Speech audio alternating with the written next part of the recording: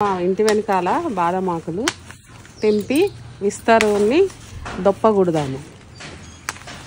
చూడండి, కావాల్సినవి ఈ పుల్లలు, ఈ బాదం ఆకులు ఇలా ఒకటి ఇటు నుండి ఈ మొదలు ఇటొకటి పెట్టి తీసుకోవాలి. తీసుకొని ఇలా పెద్ద ఆకులు తీసుకోవాలి, కొంచెము పెద్దవి తీసుకొని ఇప్పుడు ఇలా ఇట్లా ఈ రెండింటిని ఇట్లా అని ఇట్లా పెట్టాలి, పెట్టి ఇలా పెట్టాలి. తర్వాత ఈ పక్కకి ఇలా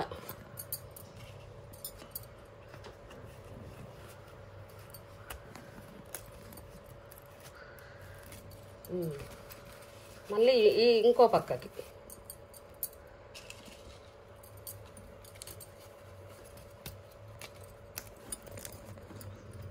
రెండు ఆకులతోనే అయిపోతుంది దుప్ప.